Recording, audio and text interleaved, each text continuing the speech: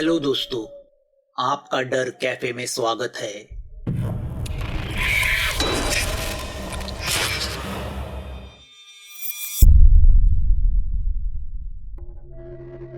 रात का वक्त था, करीब 12 बज रहे थे। वह लाल कलर की स्विफ्ट तेजी से उस सुनसान रास्ते से जा रही थी। वह कभी रास्ते के दाईं ओर तो कभी बाईं ओर जा रही थी, क्योंकि ड्राइवर ने बहुत पी रखी थी। अंदर 3 नौजवान थे, जिनकी उम्र 18 से 19 के आसपास थी और तीनों ने बहुत पी रखी थी। छुट्टियां मना के वो तीनों मुंबई वापस जा रहे थे। वो पिछले 2 घंटों से मुंबई गोवा हाईवे तलाश रहे थे। उनकी बदकिस्मती से वहाँ नेटवर्क भी नहीं था, तो जीपीएस भी काम नहीं कर रहा था। आगे रास्ता मुड़ जाता है, मगर ड्राइव कर रहा लड़का उतनी तेजी से गाड़ी को मोड़ नहीं पाता। गाड़ी सड़क से उतर के जाने लगती है, तो वह कस के गाड़ी को ब्रेक लगाता है और गाड़ी को सड़क के नीचे उतरने से बचाता है। उसके बगल में बैठा लड़का जोर से चिल्लाता है, अबे हमारी लाश घर पे लेके जाएगा क्या? तो उस पर गुस्से से ड्राइव सीट पे बैठा लड़का बोलता है, तो शाने तू गाड़ी चला ना। बगल की सीट वाला बोलता है, मैं ड्रिंक ड्राइव नहीं करता। पिछली सीट पे सो रहा तीसरा लड़का तो मानो बेहोशी था। एक काम करते हैं, गाड़ी साइड में लगा, कल सुबह ही निकलते हैं। अब अंधेरे में रास्ता भी नहीं मिलेगा। बगल में बैठा वो लड़का बोलता है। ड्राइव कर रहा लड़का भी अब गाड़ी बंद करके सोना पसंद करता है। गाड़ी बंद करके वह खिड़की की कांच ऊपर चढ़ाता है और देखते देखते नींद की आगोश में चला जाता है। बगल के सीट वाले लड़के को उतनी नींद नहीं आ रही थी। वह कुछ देर सोने की नाकामयाब कोशिश करता है, मगर जब नींद नहीं आती तो वह ईयरफोन कान में लगा के मोबाइल पे आंखें बंद करके गाने सुनने लगता है। ऐसे में आधा घंटा गुजरता है। अचानक उसे दरवाजा खोलने और बंद करने की आवाज सुनाई पड़ती है। वह अपनी आंखें थोड़ी सी खोल के देखता है। ड्राइव सीट पे बैठा वो दूसरा लड़का नीचे उतर के सड़क के किनारे जाके सुसु करता हुआ उसे दिखाई देता है। बगल के सीट वाला वो लड़का अपने मोबाइल कैमरा से उसे शूट करने लगता है। शायद सोशल मीडिया पे वो वीडियो डाल के मजाक करने का उसका इरादा था। बहुत बियर पीने के कारण वह बाहर वाला लड़का काफी देर तक मुद्दा रहता है कि अचानक उसकी नजर उस रास्ते की दूसरी ओर जाती है। वह सुनसान रास्ते से एक खूबसूरत लड़की अकेली चलती हुई उसे नजर आती है। वो क्यूरियोसिटी से उसे देखता है, मगर वह लड़की बड़ी बड़ी आंखें खोले अपनी ही धुन में उस लड़के को नोटिस किए बिना रास्ते से आगे जाती है, मानो किसी ने उसे हिप्नोटाइज किया हो। अचानक उस लड़के को कुछ याद आता है। वो लड़का उस लड़की के पीछे जाता है और उसे बुलाता है। अरे सुनिए तो, ये मुंबई गोवा हाईवे कहाँ पे है? वह लड़की बिना कुछ बोले चलती रहती है। अब बड़ी मुश्किल से उस रास्ते पे कोई दिखा है तो उससे रास्ता पूछना ही पड़ेगा, वरना सुबह तक यहाँ कौन राह देखे। यही सोच के वह लड़का उस लड़की के पीछे जाके उसके कंधे पे हाथ रखता है। Excuse me. वो लड़की रुक जाती है। मैंने कहा ये हाईवे कहाँ पे है, क्या आप बताएंगी? हमारा जीपीएस चालू नहीं है। वो लड़की बिना कुछ जवाब दिए वही खड़ी रहती है। वह लड़का घूम के उसके सामने आता है, मगर जैसे ही वह उस लड़की का चेहरा देखता है उसके होश उड़ जाते हैं। वह खूबसूरत लड़की अब लड़की नहीं बल्कि चुड़ैल में बदल चुकी थी। उस लड़के के पैरों तले जमीन खिसक जाती है। उसके मुंह से आवाज तक नहीं निकलती। वो भागने की कोशिश करता है, मगर उसके पहले वो लड़की उसका गला पकड़ती है और इस तरह मरोड़ती है जैसे पानी में भीगा हुआ रुमाल हो। उस लड़के की गर्दन पूरी तरह मुड़ के उल्टी हो जाती है। उसकी आंखें धरी की धरी रह जाती है।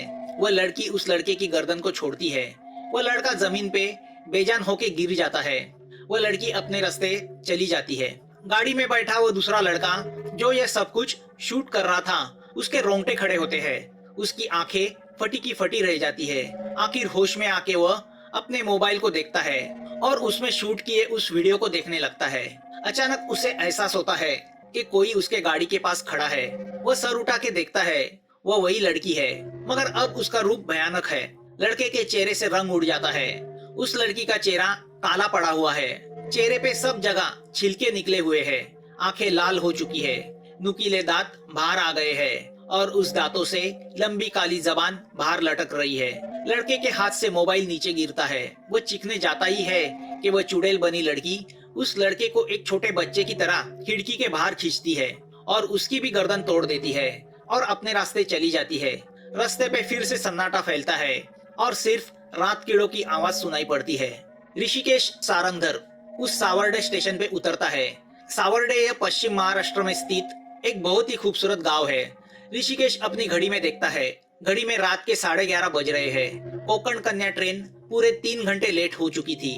पिछले 5 दिनों से वहाँ पे धुआंधार बारिश गिर रही है। जुलाई का महीना था, तो बारिश का आना कोई नई बात नहीं थी, मगर वो पहाड़ी इलाका होने की वजह से वहाँ कुछ ज्यादा ही बारिश हो रही थी और सब जगह कोहरा छाया हुआ था, इसलिए ट्रेन का लेट होना लाजमी था। ऋषिकेश अपनी खुद की गाड़ी से ही आने वाला था, मगर सौरभ ने उससे कहा गांव छोटा है, अगर वह गाड़ी से आता तो गांव में चर्चा होती। पहले से ही वहाँ पे हो रही घटनाओं की वजह से गांव वालों में घबराहट फैली हुई है, उसमें और चर्चा क्यों। उसे कोसाबी गांव जाना था, जो सावरडे से 22 किलोमीटर दूरी पे था, और वहाँ जाने के लिए उसे किसी गाड़ी की जरूरत थी। 5 मिनट रुककर ट्रेन चली जाती है। स्टेशन पे गिन के 5 लोग ही उतरे थे, वो भी स्टेशन से चले जाते हैं। अब पूरे स्टेशन पे ऋषिकेश अकेला ही रह जाता है। 2 मिनट पहले जहाँ चहल पहल थी, वह स्टेशन अब एकदम सुनसान हो गया था। घने कोहरे की वजह से अब वह स्टेशन एकदम रहस्यमय लग रहा था। ऋषिकेश अपनी बैग उठाता है और स्टेशन से बाहर आता है। वह आखिरी ट्रेन होने की वजह से सब सवारी जा चुकी थी। बाहर के सभी छोटे छोटे स्टॉल बंद हो चुके थे। उन बंद स्टॉल को देख के न जाने क्यों उसे भूख लगती है। जब उसने चिपलून छोड़ा था, तब सौरभ का उसे फोन आया था कि वो उसे लेने आ रहा है, मगर तब उतनी बारिश नहीं थी। ऋषिकेश बाहर अपनी नजर घुमाता है, उसे बाहर एक भी रिक्शा नजर नहीं आती। ऋषिकेश को रिक्शा की जरूरत नहीं थी, क्योंकि सौरभ गाड़ी लेके खुद उसे लेने आने वाला था। वो घड़ी में देखता है और सोचता है सौरभ को अब तक आ जाना चाहिए था। अब बारिश ने जोर पकड़ लिया था। 20 फुट की दूरी से भी कुछ दिखाई नहीं दे रहा था। ऋषिकेश स्टेशन की एंट्री गेट पे खड़े होकर आसपास देखने की कोशिश करता है कि कहीं सौरभ की गाड़ी दिखे, मगर उसे सौरभ या उसकी गाड़ी नजर नहीं आती। वह अपना मोबाइल निकालता है और सौरभ को फोन करने जाता है। तभी उसे पता चलता है फोन में नेटवर्क ही नहीं है। वो फोन को ऊपर हवा में इधर उधर करने लगता है। तभी पीछे से किसी की आवाज आती है। इसकी राह देख रहे हो? ऋषिकेश मुड़ के देखता है। एक हंसमुख 27-28 साल का लड़का उसे नजर आता है। उसके पहने हुए कोट और कैप से पता चल रहा था कि वो स्टेशन मास्टर है। हाँ, दोस्त आने वाला है, उसकी राह देख रहा हूँ। ऋषिकेश उसे जवाब देता है, रात ज्यादा हो गई है, रुकिए मत, आजकल इस इलाके में बहुत बुरी घटनाएं हो रही है। वो स्टेशन मास्टर उससे कहता है। ऋषिकेश कॉल लगाने की कोशिश करता है, फोन नहीं लग रहा, रेंज नहीं है। वो लड़का अपना फोन आगे करता है और बोलता है, ये लीजिए, मेरे फोन में नेटवर्क है। ऋषिकेश एक पल उसे देखता है और स्माइल करके उसका फोन लेता है। ऋषिकेश सौरभ को फोन लगाता है। हेलो, हाँ सौरभ, कहाँ हो? तुम्हारा ही इंतजार कर रहा हूँ। क्या गाड़ी खराब हो गई है? ठीक है, मैं देखता हूँ, कोई रिक्शा मिलती है क्या? ऋषिकेश फोन कट करके फोन वापस उस लड़के को देता है। फोन लेते हुए वो लड़का ऋषिकेश से पूछता है, क्या हुआ? कुछ नहीं, पानी भर गया है और उसकी गाड़ी भी खराब हो गई है। यहाँ रिक्शा कहाँ मिलेगी? दोस्त, इतने बारिश में अब रिक्शा कहाँ से मिलेगी? कहाँ जाना है आपको? कोसाबी। ऋषिकेश यहाँ वहाँ देख के जवाब देता है। कोसाबी? किसके पास? ऋषिकेश को उसके उस सवालों पे गुस्सा आने लगता है। एक तो सौरभ के घर जाने का कोई दूसरा रास्ता नहीं था, ऊपर से यह तूफानी बारिश, पेट में लगी आग, और ऐसे में यह डेढ़शाना बिना पहचान के सवालों पे सवाल किए जा रहा है। ऋषिकेश एक तीखी नजर उस लड़के पे डालता है और बोलता है, सौरभ कदम। अरे, कदम साहब के पास? वो लड़का आश्चर्य से बोलता है, तुम पहचानते हो उसे? ऋषिकेश जिज्ञासा भरी नजर से उसे पूछता है। वामनराव कदम का लड़का ना? हाँ, वही। चलिए, मैं आपको छोड़ता हूँ, आप तो घर के ही निकले। मैं नीलेश भोईर, स्टेशन मास्टर। वामनराव की कृपा से ही इस गांव में मेरे रहने का इंतजाम हुआ है। ग्राम देवता के ट्रस्टी है ना वह। बिना कुछ पूछे वह ऋषिकेश की बैग उठाता है। ऋषिकेश समझ नहीं पाता कि वो क्या रिएक्ट करे। उसे सौरभ के घर तो जाना था, मगर किसी अजनबी को वह अपने आने की बात बताना नहीं चाहता था, क्योंकि उसका उस गांव में आने का मकसद बहुत गोपनीय था। वो गहरी सोच में होता है कि वह नीलेश नाम का लड़का छाता खोल के स्टेशन की बिल्डिंग के पीछे जा भी चुका होता है। ऋषिकेश सोचता है अब इस लड़के के पीछे मोटरसाइकिल पे बैठ के भीगते हुए सौरभ के घर जाना होगा। ऋषिकेश अपना विंडशीटर निकालता है और उस दिशा में जाता है जहाँ वह नीलेश गया था। बरसात में रास्ता निकाल के वह जब पीछे की ओर जाता है, तब उसे एक नीले रंग की गाड़ी दिखती है। गाड़ी को देख के ऋषिकेश की जान में जान आती है। वह मन ही मन सोचता है, चलो कम से कम भीगते हुए तो जाना नहीं पड़ेगा। नीलेश गाड़ी की पिछली सीट पे ऋषिकेश की बैग रखता है और ऋषिकेश को आगे बैठने का इशारा करता है और खुद ड्राइविंग सीट पे बैठता है। ऋषिकेश गाड़ी में बैठ के अपना विंडशीटर निकालता है। 3 स्टार्ट के बाद गाड़ी स्टार्ट होती है और कैसे वैसे वह कीचड़ में से उस टूटे फूटे रास्ते पे आ जाती है। नीलेश की वह गाड़ी एक अजब केमिकल था। उसमें एसी नहीं था, उसकी खिड़कियां बराबर से बंद नहीं हो रही थी, जिससे बारिश का पानी अंदर आ रहा था। गाड़ी के शॉक्स का तो शायद पता ही नहीं था। रास्ते के हर गड्ढे का पता अंदर बैठकर ही चल जाता था। गाड़ी के वाइपर चल नहीं रहे थे, फिर भी नीलेश बड़ी कुशलता से गाड़ी चला रहा था। ऐसी बारिश में जहाँ 20 फुट के बाहर का रास्ता दिखना मुश्किल था, ऐसे सिचुएशन में नीलेश गाड़ी 70 की स्पीड से भगा रहा था, मानो पीछे कोई भूत लगा हो। अच्छा हुआ आप मिल गए। नीलेश गाड़ी चलाते चलाते बोलता है। क्यों? ऐसी रात में इस इलाके में गाड़ी चलाना मतलब डर के मारे बाल खड़े हो जाते हैं। डर? किस बात का? ऋषिकेश उससे पूछता है। डर? हाँ, अकेले दुकेले का काम नहीं, ऐसी भयानक रात में इस रास्ते से जाना। नीलेश अपनी नजर रास्ते पे गाड़े हुए बोलता है। रात से डरते हो?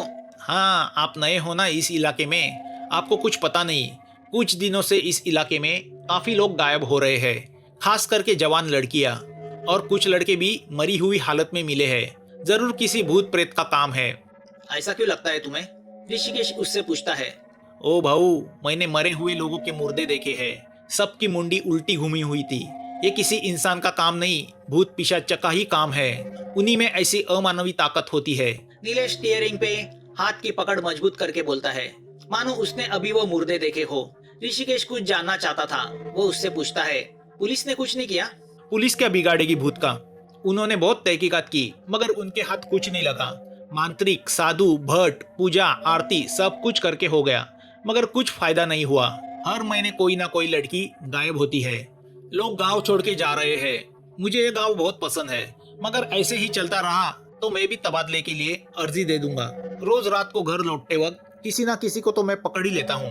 ऋषिकेश को अभी उसके उपकार के पीछे का मतलब समझ में आता है। वो मन ही मन हंसता है और बोलता है, अच्छा इसीलिए आपने मुझे लिफ्ट दी। ऋषिकेश की बातें सुनकर नीलेश शर्माता है। नहीं, वैसी बात नहीं, लिफ्ट तो मैं आपको दे ही देता, मगर सच कहूँ तो अपनी तो फटती है। कोई आदमी होता तो 2 हाथ मार के उसे सुला देता, मगर भूत से सामना कौन करेगा। ऋषिकेश हंसता है। तभी गाड़ी लेफ्ट की ओर मुड़ती है। वह एक छोटी गली है। धुआंधार बारिश की वजह से वहाँ काफी पानी जमा हुआ है। नीलेश क्लच और एक्सीलेटर पे कंट्रोल करके गाड़ी कैसे वैसे उस पानी में से निकालता है और एक बंगले के सामने खड़ी कर देता है। लो भाऊ, आ गया आपका ठिकाना, यही है कदम साहब का बंगला। ऋषिकेश पिछली सीट पे से अपना बैग उठाते हुए बोलता है। बहुत धन्यवाद आपका नीलेश भाऊ। धन्यवाद तो आपका। अरे मैंने आपका नाम ही नहीं पूछा। ऋषिकेश। थैंक यू ऋषिकेश भाऊ, यहाँ तक साथ देने के लिए। मैं यहाँ से नजदीक ही रहता हूँ। आप कब तक यहाँ पे है? हूँ 10-12 दिन। ऋषिकेश विंडशीटर पहनते हुए बोलता है। अरे तो हमारी मुलाकात तो होती रहेगी। ऋषिकेश गाड़ी से उतरता है।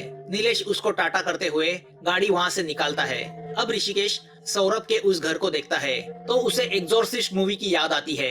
वह भी ऐसे ही इरादे से इस गांव आया था, किसी भूत प्रेत पिशाच की तलाश में। इस कहानी का अगला पार्ट जल्द आपके सामने आ जाएगा।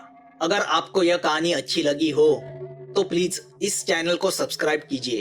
आपके कमेंट्स का हमें इंतजार रहेगा और नोटिफिकेशन के लिए बेल आइकन दबाना मत भूलना। जल्द मिलेंगे एक नए डर के साथ। Thanks for watching.